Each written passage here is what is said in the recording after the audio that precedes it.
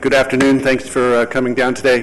We're going to start this press conference with a brief statement by our mayor, Osby Davis, and then I'll follow with details.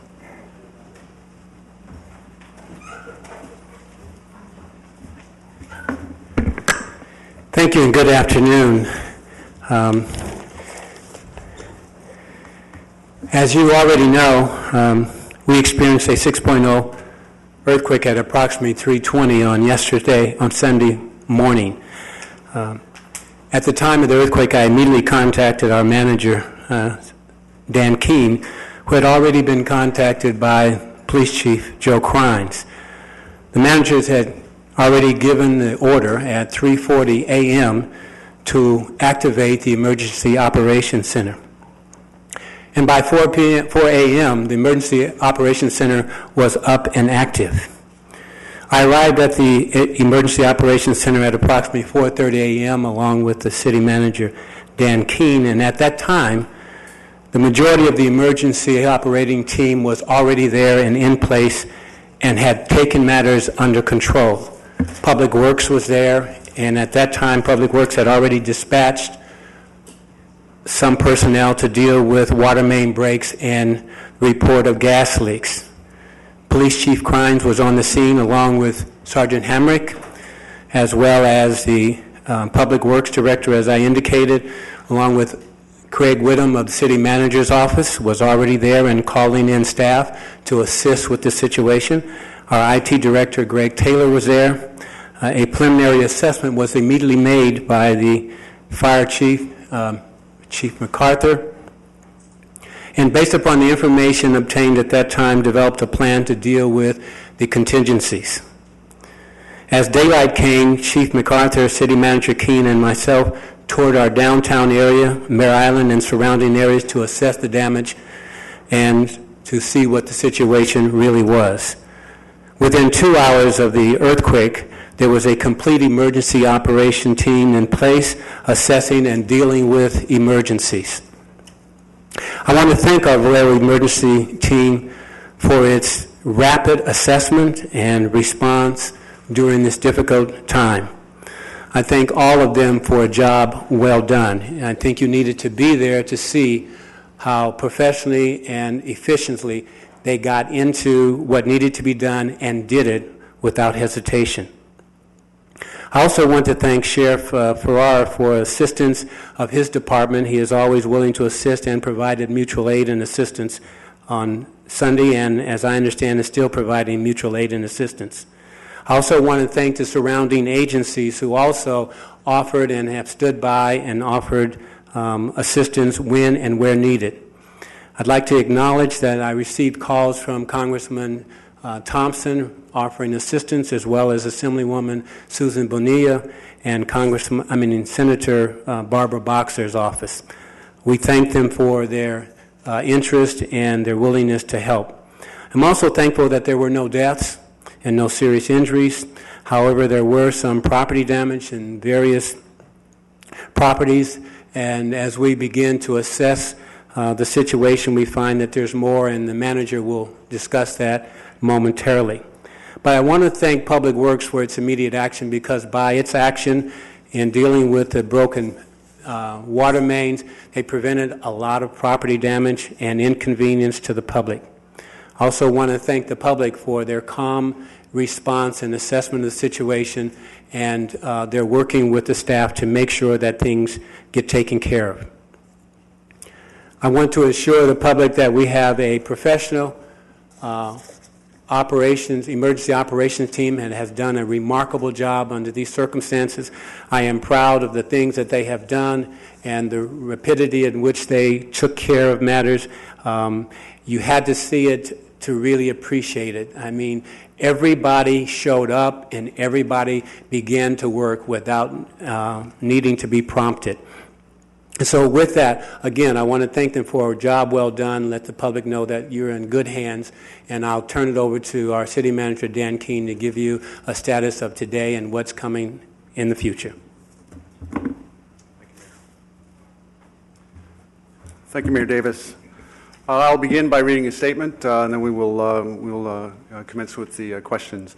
So at approximately 4 o'clock yesterday morning, the city of Vallejo convened its Emergency Operations Center in response to the earthquake that occurred about 3:20.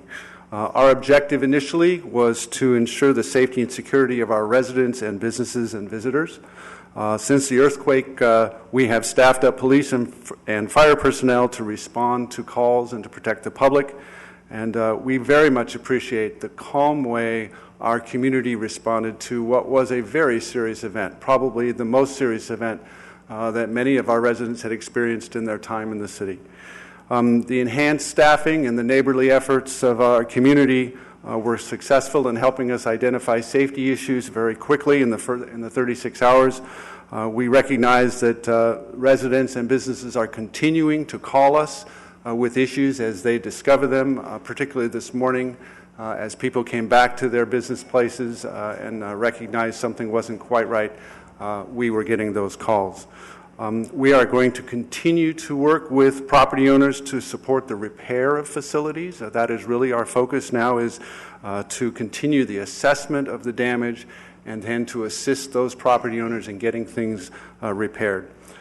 We are a very incredibly strong and resilient community. I think this event illustrates that well, and the efforts during this event really reflect those strengths.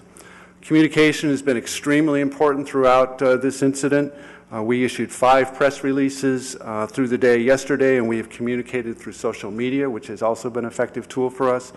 We have established a couple of communication methods going forward for residents and businesses. If they have questions about potential damages to their building, we have a special email address.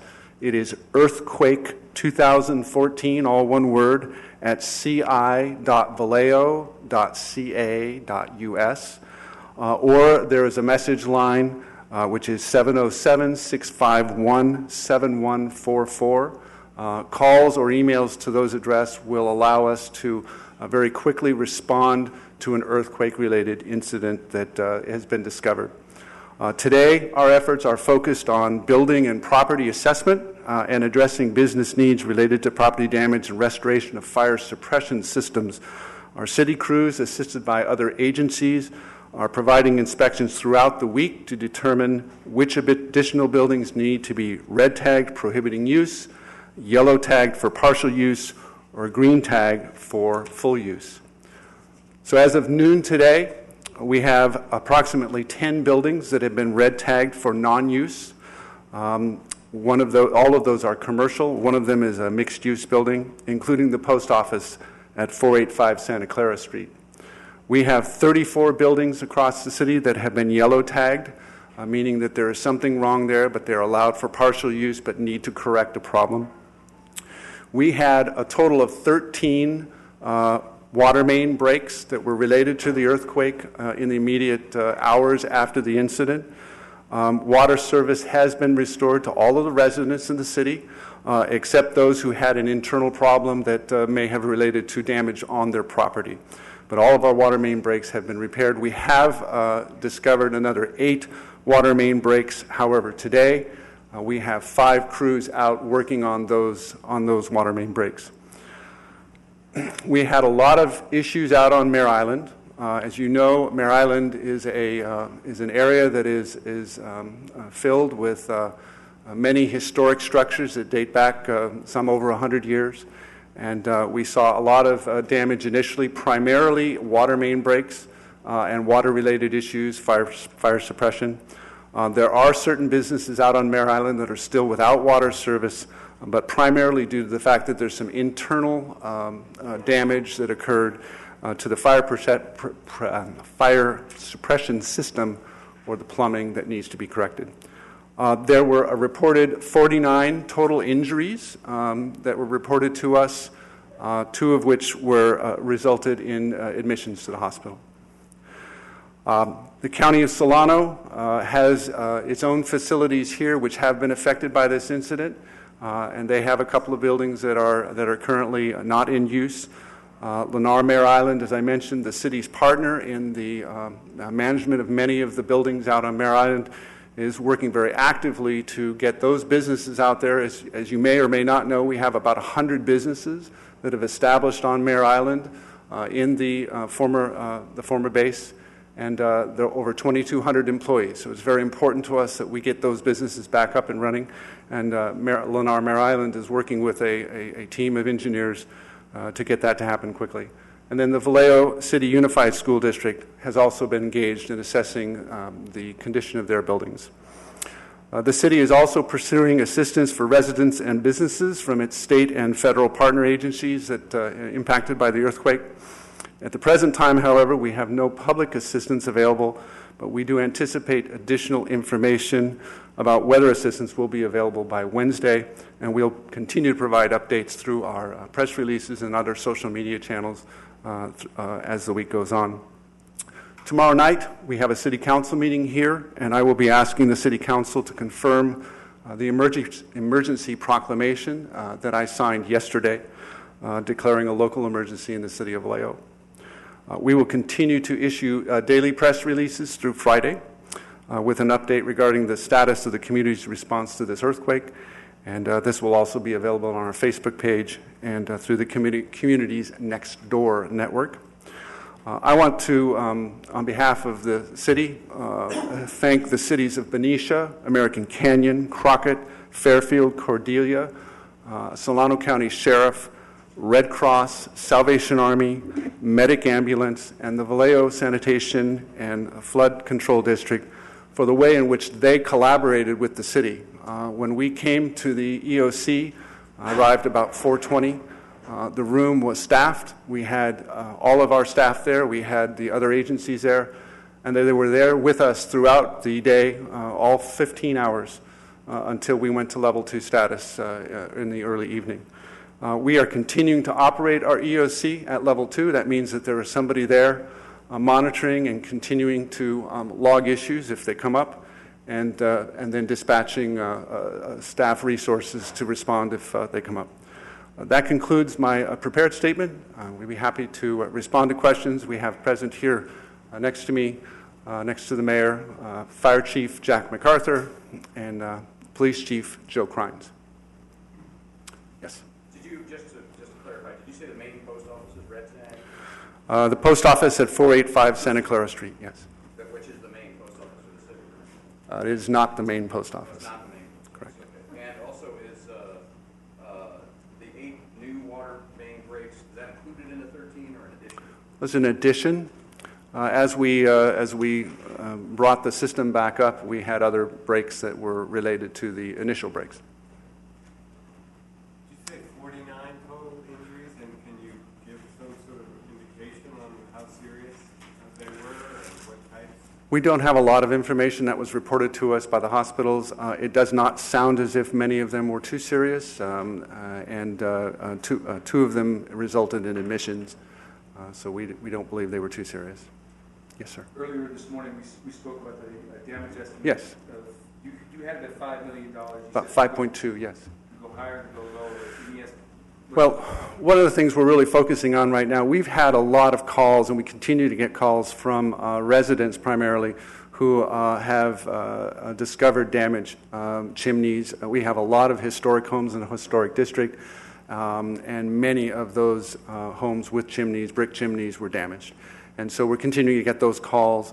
We also are assessing out on Mare Island mostly the occupied buildings. There are unoccupied buildings there that we expect would also reveal some damage. So our preliminary estimate is $5.2 million, but that is very likely to change as we get better information. We have a team of building inspectors and structural engineers, both from within our agency and from outside this agency, with the assistance of the State Office of Emergency Services and the Solano County Emergency Services, and that will assist us in getting the best accurate picture of what the real dollars are likely to be. Yeah, and if you factor in all of the example, broken windows, the storefront windows over there on Tennessee, do you have a number for the total number of properties I don't think we have an actual number at this point. That's part of our assessment, is to really tally up everything, and to some of those properties corrected the problem themselves and didn't necessarily contact us, so we don't have that yet. We will have that towards the end of the week. Yes, sir, in the back. My name's Sam Kershan. I'm a citizen of Vallejo, and I told you this personally earlier, but I want to say this publicly. I've never been more proud and impressed by the way the city has handled themselves and reached out to its citizens amidst this tragedy.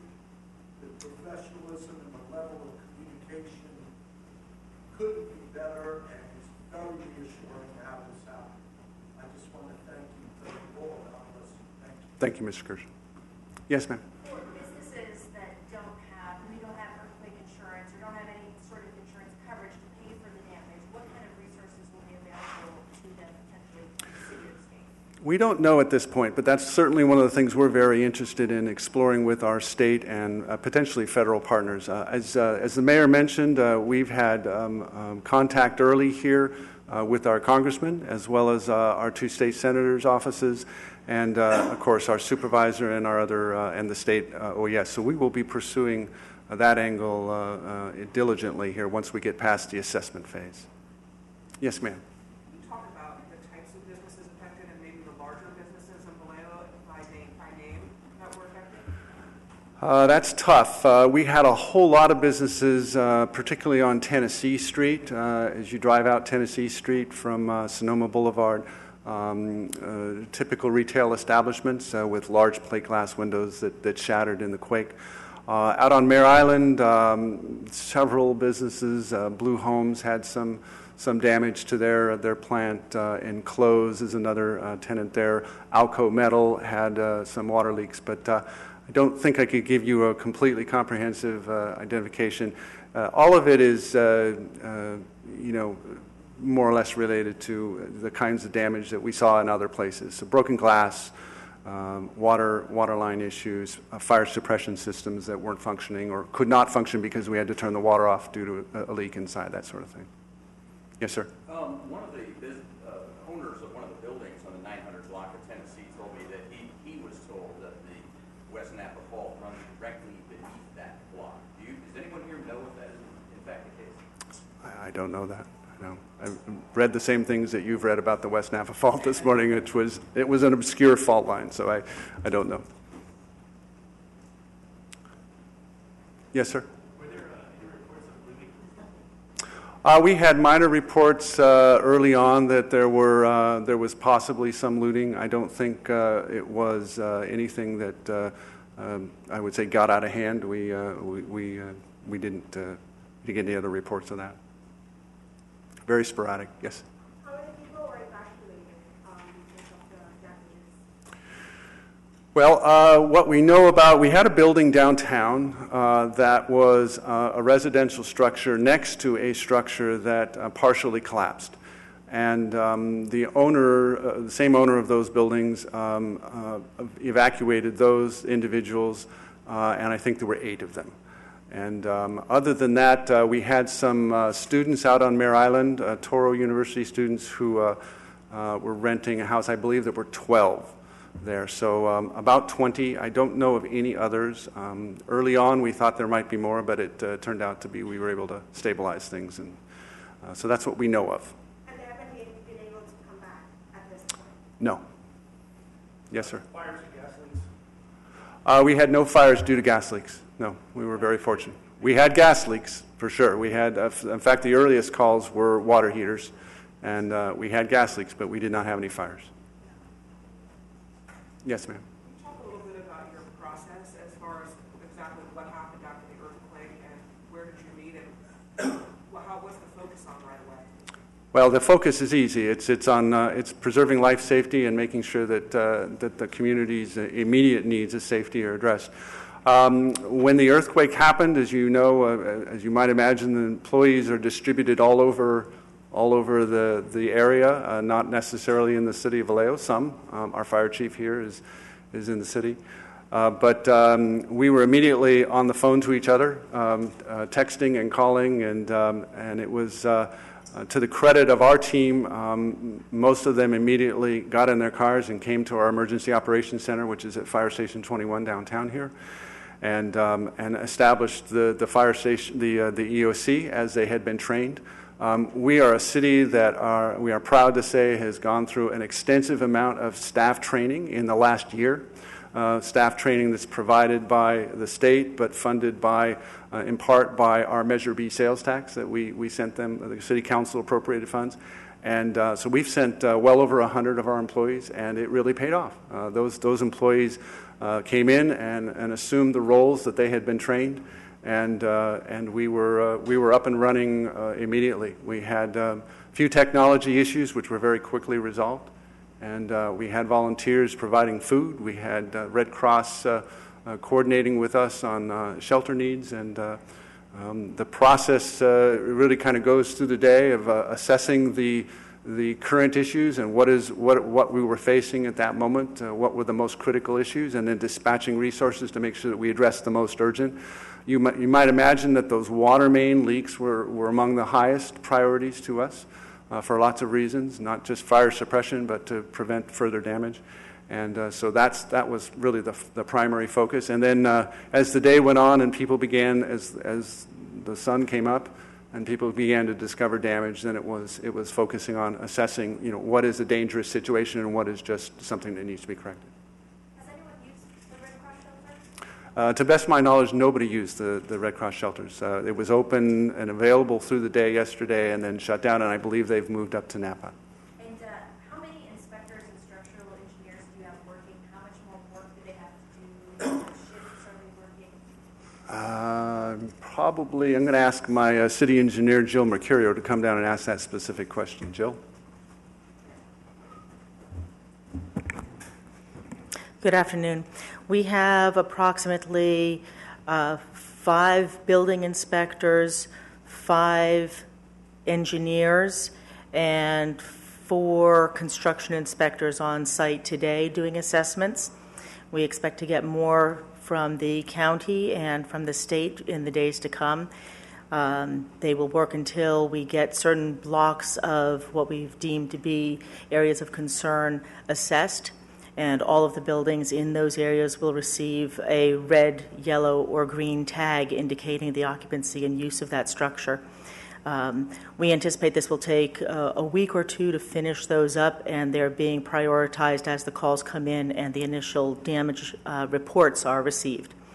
Can you give us an idea of how many blocks? I'm just trying to get a sense of how much work still lies ahead. We did what are called windshield surveys yesterday and drove around specifically the historic districts in downtown, as well as Mare Island and our commercial districts, to determine what the initial damages were.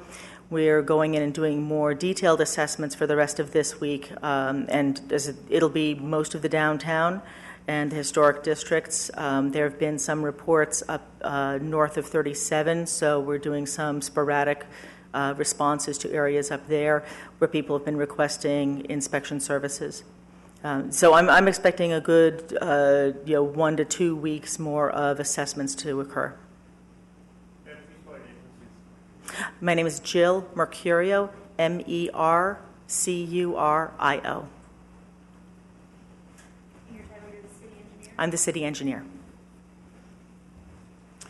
I want to add again that we are, over at Mare Island, they're also doing the same kind of assessment, and in that case, much of that work is being done by an engineering team that Lennar Mare Island has arranged to come on and assist them. So they're also working with us. Mark, yes? Was there any damage to any city facilities? There was some damage to city buildings, none too serious, at least that we know of as yet. There was a chimney down on the community center, for example, and of course here in City Hall and over at the police station there was a lot of mostly cosmetic damage, but we have not completed that full assessment. Yes, ma'am. You called the looting very sporadic and said it didn't get out of hand. Do you have any numbers on how many people may have been arrested for such a crime? I'll ask Chief Crines to respond to that.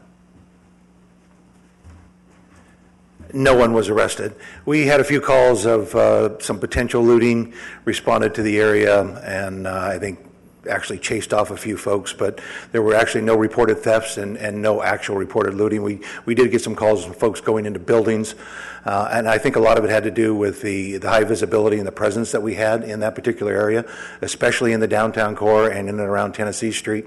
And we had literally doubled our staffing by late yesterday, and that staffing remained again today, and I think a lot of that had to do with that issue. But, I mean, in addition to that, I can't even begin to tell you how proud we are of the residents of this community, because everybody stepped up and remained calm and stayed out of areas that, that clearly had problems, and so that never became a significant problem or issue for us in any way.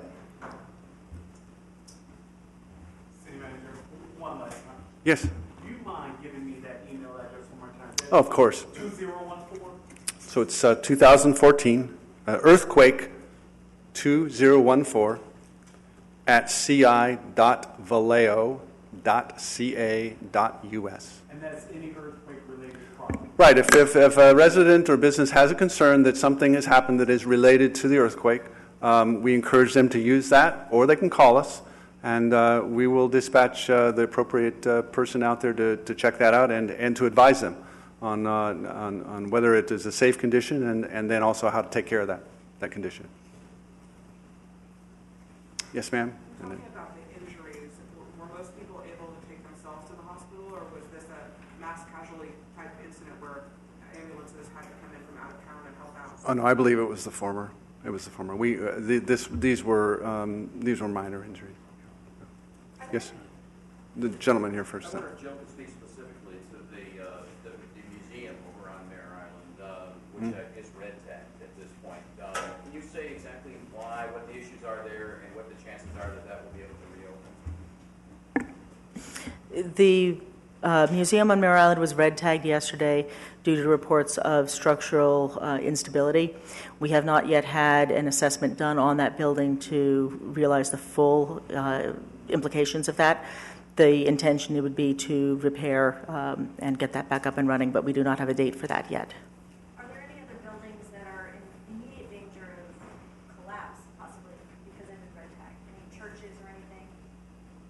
No, one of the buildings that was more significantly damaged was on Georgia Street, and Georgia Street is cordoned off while the building is being addressed right now. I believe that there's some demolition going on. Which building was that? That's not the church. It is not the church, no. So you don't know anything about church? I'm unaware of any significant church damage. Something to report. The city manager has something to report. So as the nature of this event has been, we continue to get information. We just received information that there is a church at the corner of Carolina and Sonoma, which has a very shaky building condition, and we are shutting down Highway 29 in front of that building to address that hazard. It apparently is in such a precarious position that it may fall into the highway, and so we have shut that building down, obviously, and we are addressing that problem right now. City Manager, we have one question about Red Cross. Are they here? Have they assisted? And if you can tell me how they have, if they have at all.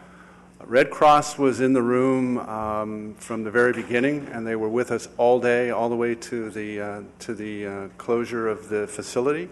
And they assisted us by providing sheltering for those folks that we expected might need shelter, and did so until we determined that there was no need. And then today I believe they have moved up to Napa, but they stand ready again to assist us if they've made that very clear. If we need help, they're prepared to come back and help. And to be clear, you feel as though you have everything under control with your current services. You're not looking for volunteers. We're not looking for volunteers. We have had many generous offers from volunteers as well as from other agencies, and we'll continue to monitor our situation to make sure that if we do need them, we will take advantage of that. But at this point, we are doing all right, other than the additional inspectors. I mean, that's really, as this incident I just reported to you, this is the kind of thing that we want to be on top of as quickly as possible, because we want to make sure that nobody Nobody gets injured, nobody gets hurt because of something that, you know, was unidentified before and now is a problem. How does the chief of police spell his name, please? Joseph Kreins, Kreins. Is there anything else you can tell us about that church? That is the most severely damaged building, it looks like, in the city, and what's It may be one of the most severely, yes. the plan going forward with it? I'm sorry? What's the plan going forward? I can't tell you. I don't know myself. We're obviously assessing that right now. Well, that changes things for me. Where is this church? Carolina and Sonoma. Carolina and Sonoma. Thank you. Could you tell a little bit more about schools? So how many schools in the city district?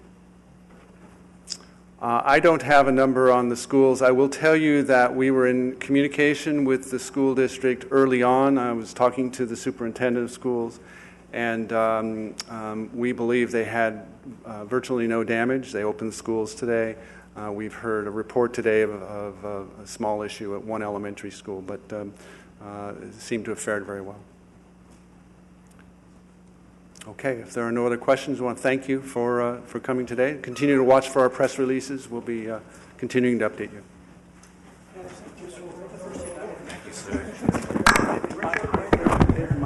It might be the one that had lost a bunch of trucks. Carolina's right over here. So it lost a bunch of different signs. Yeah, we had fenced off the sidewalk, but there's a bell tower. But apparently that bell tower is so loose that it's So it's the bell tower that yeah, the bell tower is the issue. But if it Okay. falls into 29, Yeah, that's it's pretty narrow. dangerous thing. It's pretty dangerous. I'm the one who talked to Michelle about doing a live interview talk back. Oh,